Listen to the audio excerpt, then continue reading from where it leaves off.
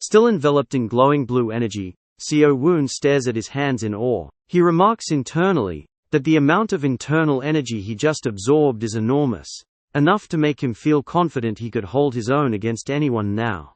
Turning to the ground beside him, he notices Nam Guang's box, and quietly mutters the name while eyeing the glowing loot chest left behind.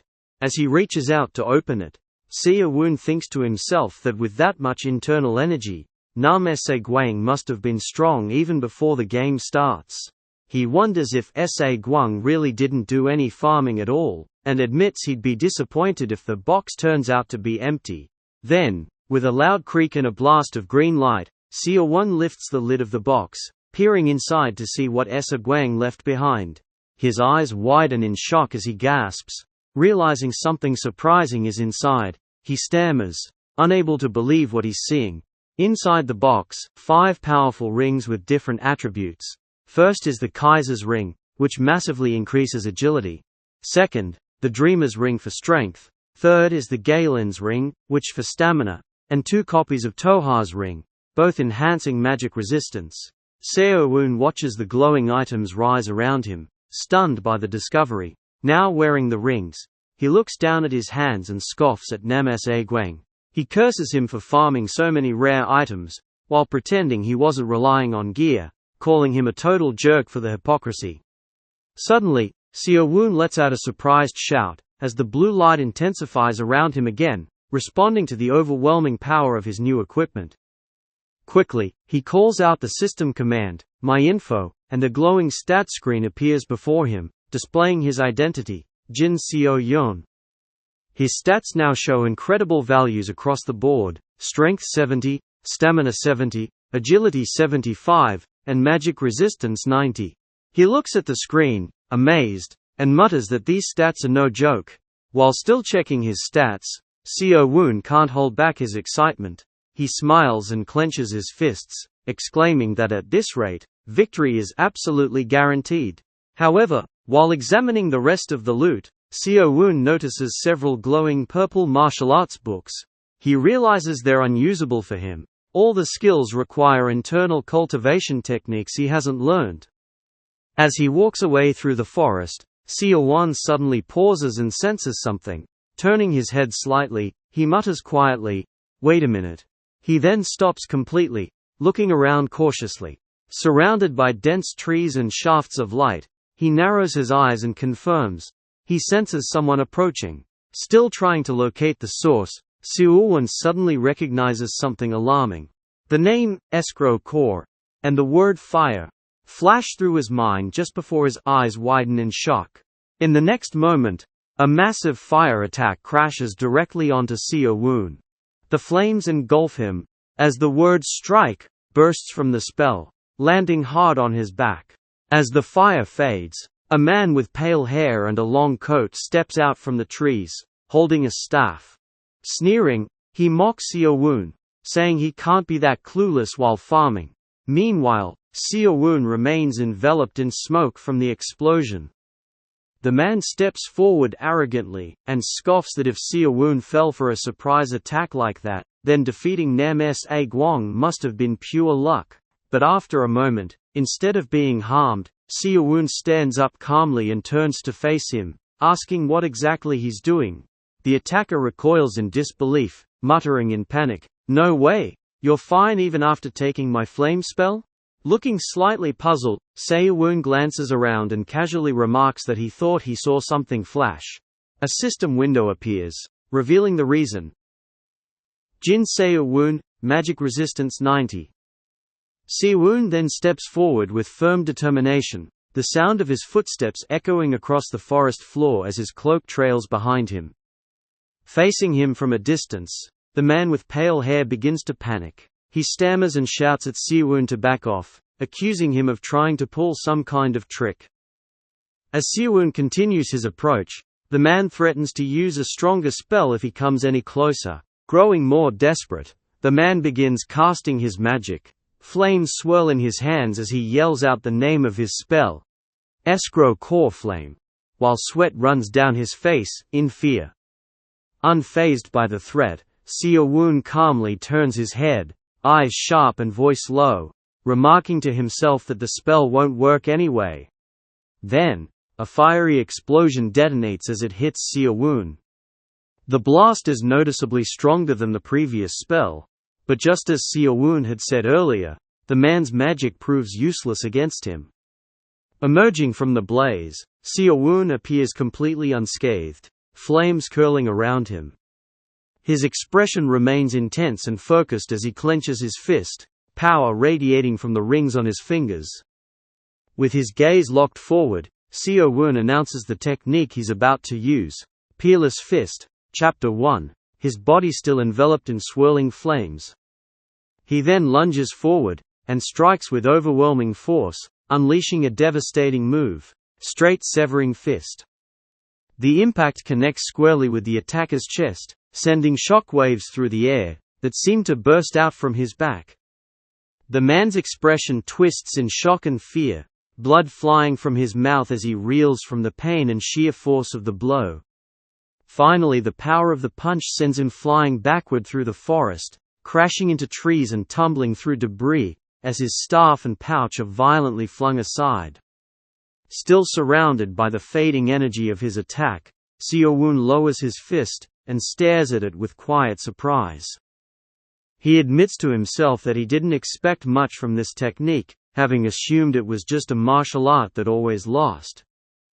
As realization dawns on him, Xiaowun wonders whether the power of martial arts changes based on the amount of internal energy one possesses.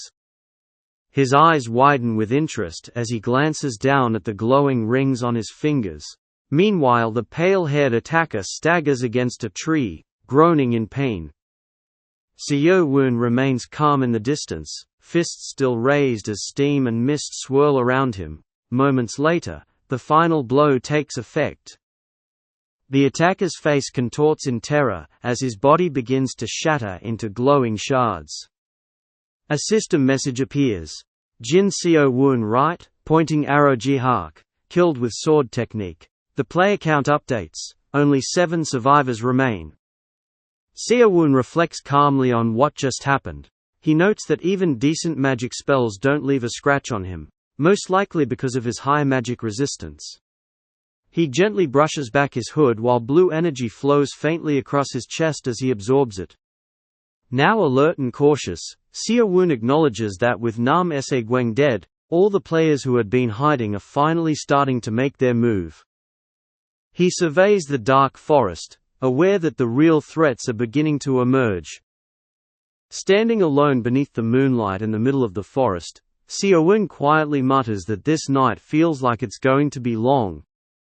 Shadows stretch around him, and his silhouette blends into the trees. Without wasting time, Xiaowun dashes off with incredible speed, wind ripping through the trees.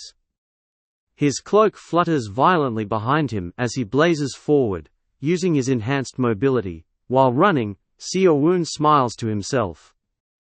He realizes that he can now at least imitate the Elder's lightness skill. With a grin, he silently thanks the Elder and promises himself that he will definitely win. Then, as the night deepens, a full hour passes. Under the pale moonlight, a cloaked Xiaowun quietly clings to a tree, concealed by his enchanted cloak, and the shadows of the forest. Suddenly, a mocking voice calls out from the dark, playfully yelling for Jin Xiaowun to stop hiding and come out to play. The shout echoes through the stillness, breaking the quiet of the night. Xiaowun narrows his eyes in mild irritation, thinking to himself that someone is really being that loud in the middle of the night. The unknown figure continues, commenting that Jihak was actually a pretty useful mage, before he was killed. Suddenly, a muscular man in a cape leaps out from the shadows, brandishing a massive sword and shouting provocatively for a fair fight. He accuses Xiaowun of being a coward and demands they fight like men. This was the same guy who had been shouting earlier, looking for Xiaowun. Raising his voice, the man continues taunting the other players, calling them cowards and boasting that they're all hiding because they're afraid of him. Starko. He grins confidently, clearly enjoying his own bravado. As Starko slams his enormous sword onto his shoulder and strikes a proud pose, his cocky attitude is abruptly interrupted by a sharp jolt of surprise. His eyes widen as he senses something incoming. He quickly shifts his focus to the direction of the threat. In the next instant, a powerful arrow infused with glowing energy crashes down in front of him, shattering the ground with a burst of radiant force. Starko braces against the impact, shielding himself with his large sword. Looking around in disbelief, Starko shouts furiously about the cowardly sneak attack, demanding that his hidden enemy come out and fight fair. Meanwhile, Seo Hingonen, still concealed beneath his magical cloak, spots the arrow and quietly wonders where it came from. Still watching Starko from above, Seo stays hidden, observing the situation and analyzing who might have fired the shot. Starko narrows his eyes toward the treetops, muttering that only one person is capable of imbuing an arrow with that much aura. He glares upward, locking onto a figure standing high on a branch. The figure finally reveals himself, tall, calm, and bow in hand. Starko, now staring up from the forest floor, calls out the player's name. Jurokuana. With a composed expression, the silver-haired, elf-like Jurokuana asks if Starko knows him. Starko scoffs in return, replying sarcastically, "No? Isn't that obvious?" Starko tries to flatter the silver-haired archer, calling him the legendary divine archer Jurokuana, and declaring that his name is already famous among mercenaries. He then calls out, "Jurokuana," and asks if his goal isn't to win this competition anyway.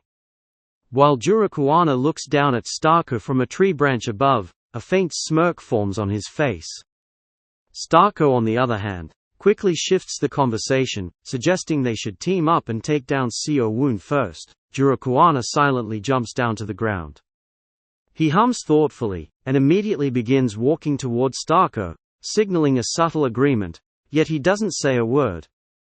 As they meet face to face, Starko praises Jurokuana's judgment, and formally introduces himself as a mercenary from the guild, calling himself Starko. He assures Jurokuana that his reputation is well earned, and promises he won't regret partnering with him. Grinning wider, Starko continues hyping himself up, admitting that although he may not look the part, he's actually a well-known mercenary in their guild. He speaks confidently, trying to cement trust between them. With a reserved expression, Jurokuana simply responds with a short, firm, "Understood." His face remains unreadable, revealing nothing of his true thoughts. As the two stand together, Starko secretly smirks, while thinking to himself that Jurokuana might be a divine archer, but his brain must be completely useless for falling for the act.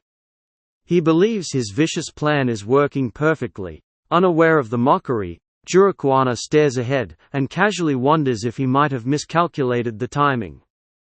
Holding up his fingers, he reflects that he was likely off by 1 or 2 seconds. Starko looks at him, still unaware of what Jurokuana is counting down to. Then, narrowing his eyes with growing focus, Jurokuana remarks that an archer should never make the mistake of giving up distance. Starko, pretending to be caught off guard, blurts out a confused, "Huh?" Without warning, Jurokuana suddenly lunges forward, striking Starko with force and shouting for him to just spit out his gear and die already. The sudden betrayal reveals his true intention, showing no hesitation in taking down his supposed ally.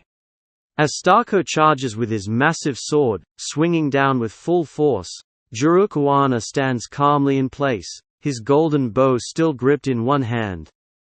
Starko's expression is wild and confident, a wide grin on his face, as he's convinced he's caught Jurokuana off guard. But in the next moment, the scene twists. Blood bursts from Starko's back, as he's the one struck instead. Jurokuana remains unmoved, while Starko reels from a powerful counterattack that landed before he could even react. It turns out this was the skill Jurokuana released before jumping from the tree. His earlier countdown and talk of miscalculation were all tied to this move. With cold disdain, Jurokuana turns his back on the now chest-turned Starko and mocks him, asking if he really thought someone like him would cooperate with a minion. He scoffs that even a passing dog would laugh at such a thought. As he walks away, Jurokuana shifts focus, declaring that finding Jin Se-won's location is now his top priority. He regrets wasting time dealing with Starko's pathetic scheme, unaware that Se-won has just landed exactly where Starko's chest was placed. From the shadows, Se-won watches intently under the concealment of his magical cloak. He notes the updated survivor count, only 6 players left, and reminds himself how crucial every remaining person's vitality is. Determined, Se-won raises his hand towards Starko's loot chest. He urges it to hurry and convert into internal energy, clearly preparing to absorb whatever essence or power Starko once had. Nearby, Jurokuana suddenly halts, his eyes narrowing slightly. He glances to the side, visibly sensing something unusual. As he slowly turns his head, his eyes land on something that catches his attention. His neutral face begins to shift with subtle tension. Finally, Jurokuana's expression tightens, revealing a mix of surprise and alertness. Though no words are exchanged, the realization has clearly set in. He seems to have found his next target. Startled, Se-won panics internally as Jurokuana appears to detect something. He questions how that could be possible, knowing full well his concealment cloak is supposed to be undetectable, even by detection magic. With beads of sweat forming, Se-won's expression tightens. He questions himself again whether Jurokuana is truly just an archer, or if he's hiding some unknown ability. Regret creeps in as Se-won realizes he'd been too focused on vitality and overextended himself. Meanwhile, Jurokuana glances to the side with a mild scowl, brushing off Starko's loot as worthless. He mutters that the guy was trash anyway, and likely only carried trash items.